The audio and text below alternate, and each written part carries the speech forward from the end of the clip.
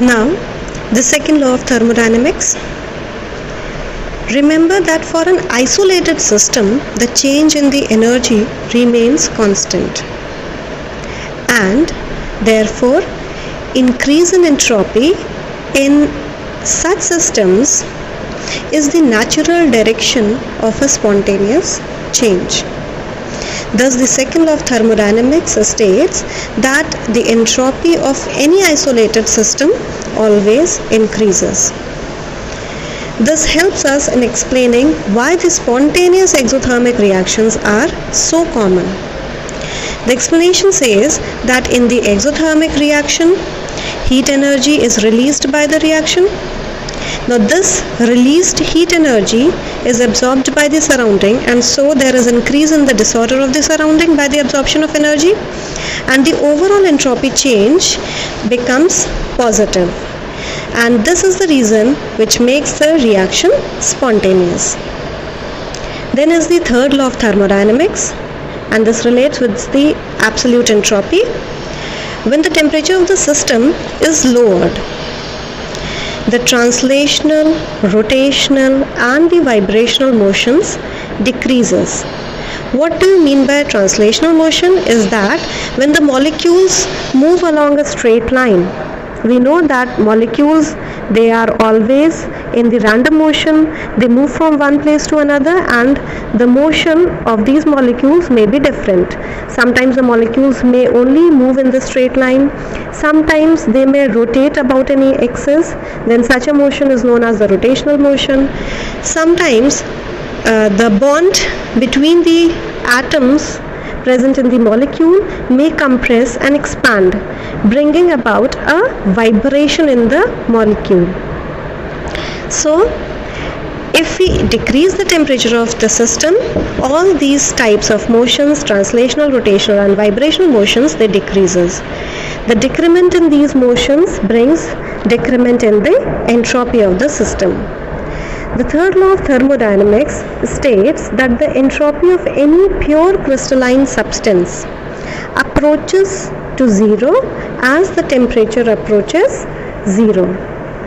The reason behind is because in the crystalline substance there is a perfect order at absolute zero, and since there is a perfect order, therefore the entropy approaches zero. Now, Gibbs energy change for the reaction and equilibrium. Let's take one example. Here A and B are the reactants, and they are producing C and D as the product. And suppose that there comes an equilibrium when the reactants are also present in the same vessel and the products are also present in the same vessel. No more reactant is overall converting into the product, and no more product is overall converting into the reactant. Then at that time we see that the change in the Gibbs free energy for an equilibrium reaction, it becomes zero. The Gibbs energy for a reaction in which all the reactants and products are present in the standard state is given by the symbol delta GR naught equals to 0, and this is related to the equilibrium constant of the reaction.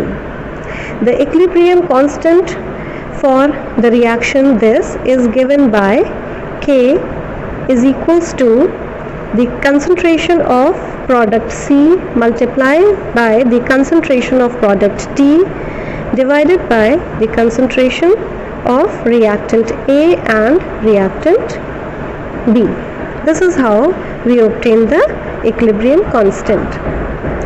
So we can say that the Gibbs free energy for this reaction, since it becomes zero at the standard condition, so delta G naught plus RT ln K, ln is for the natural log. We can write it as delta G naught R is equals to minus RT ln K, or delta G for the reaction becomes minus 2.303 RT log K.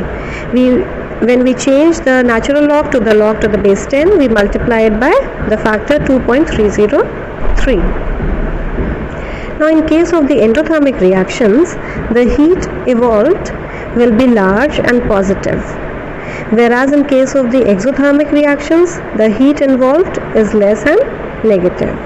Therefore, depending upon the temperature and the other factors like internal energy, entropy, the rate of the diffusion, the entropy change is determined. It is possible to estimate the value of delta G from the measurement of the enthalpy and the entropy change, and then we can calculate the K value, which is economically used. If the equilibrium constant K is measured directly in the laboratory, then from there you can calculate the value of delta G at any temperature. Let's see the problem 6.12. To calculate the Gibbs free energy change for the reaction for conversion of oxygen to ozone, 3/2 O2 gas gives ozone gas at 298 Kelvin if Kp, that is the equilibrium constant for this conversion, is 2.47 into 10 raised to the power minus 29. So here delta G for the reaction we have to calculate. We have earlier seen that delta G is given by the formula minus 2.303 RT log K, where R is the gas constant.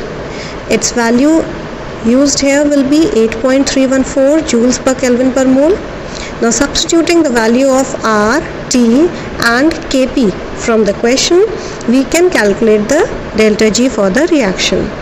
It comes out to be 163 kilojoules per mole.